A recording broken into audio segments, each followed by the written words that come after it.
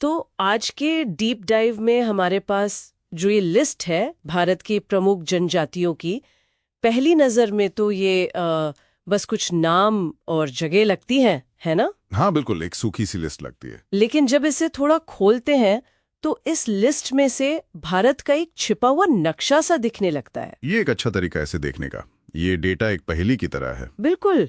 और पहेली का जो पहला टुकड़ा मुझे दिखा वो था भील जनजाति। अच्छा। ये सिर्फ एक नहीं बल्कि चार राज्यों में है। राजस्थान, गुजरात, महाराष्ट्र और मध्य प्रदेश।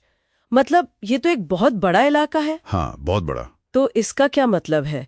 क्या गुजरात का एक भील व्यक्ति मध्य प्रदेश के भील से आसानी से कनेक्ट कर पाता है?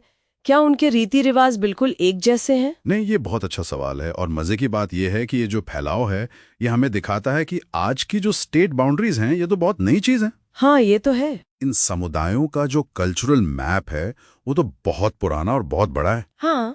लेकिन इसका एक दूसरा पहलू भी है। वो क्या? ये जो प्रशासनिक सीमाएं हैं इन्होंने इन समुदायों को बांटा है। तो होता यह है कि विकास की नीतियां भी बढ़ जाती हैं। ओह, अच्छा।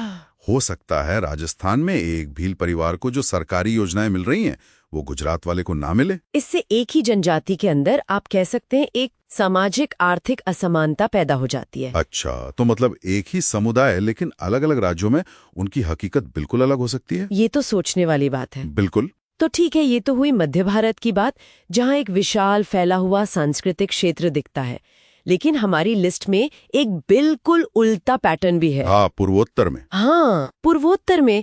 वहां तो एक छोटे से इलाके में जैसे विविधता का विस्फोट हो गया है। मणिपुर में नागा और कुकी, फिर नागालैंड में आओ, सेमा, अंगामी, मेघालय में खासी, गारो, जयंतियां, इतने सारे अलग अलग समूह। हाँ, और ये सिर्फ नाम नहीं है, पूर्वोत्तर की कहानी ही अलग है।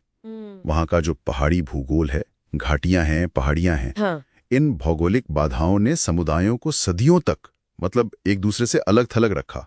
अच्छा। तो हर समूह ने अपनी एक अनूठी भाषा, अपनी संस्कृति, अपनी पहचान विकसित की। जैसे आपने मेघालय का जिक्र किया। हाँ। खासी और गारो। वहाँ की खासी और गारो जनजातियां बहुत दिलचस्प हैं क्योंकि वे मातृवंशीय समाज हैं। वाह। वंश और विरासत माँ से बेटी को मिलती है, जो भारत के ज्यादातर हिस्सों से बिल्कुल अलग है। मतलब ये लिस्ट तो नामों के पीछे पूरी पूरी दुनिया छिपाए हुए है। और यही चीज हमें दक्षिण भारत में भी दिखती है, जैसे तमिलनाडु की तोड़ा और कोटा जनजातियां। सही बात है। लेकिन यहाँ एक और चीज है जो मुझे वापस हमारे पहले पॉइंट पर ले गई, चेंचू जनजाति। हाँ, आंध्र प्रदेश और तेलंगाना। हाँ, दोनों राज्यों की लिस्ट में इनका नाम है। और ये एक बेहतरीन उदाहरण है कि कैसे आधुनिक राजनीति इन पुरानी बसावटों पर असर डालती है। आंध्र और तेलंगाना का बंटवारा तो अभी हाल ही में हुआ है। सही बात है। तो इससे हुआ ये कि चिंचू समुदाय का इलाका दो अलग अलग राज्य सरकारों के अधीन आ गया। अब ये हमें सोचने पर मजबूर करता है कि जब आप एक ही समुदाय पर एक नई लकीर खींच देते हैं तो होता क्या है? वो अब दो अलग अलग सिस्टम्स का सामना कर रहे हैं ना? बिल्कुल, दो अलग नौकरशाही, अलग स्थानीय राजनीति, शायद अलग अवसर भी। तो अगर हम सब कुछ जोड़कर देखें तो ये लिस्ट सिर्फ एक जनगणना का डेटा नहीं है। नहीं, बिल्कुल नहीं। ये तो भारत के सामाजिक ताने बाने का एक डायनामिक नक्शा है। ये दिखाता है कि कैसे सदियों पुराने समुदाय आज की राजनीतिक हकीकत से तालमेल बिठा रहे हैं। सही कहा।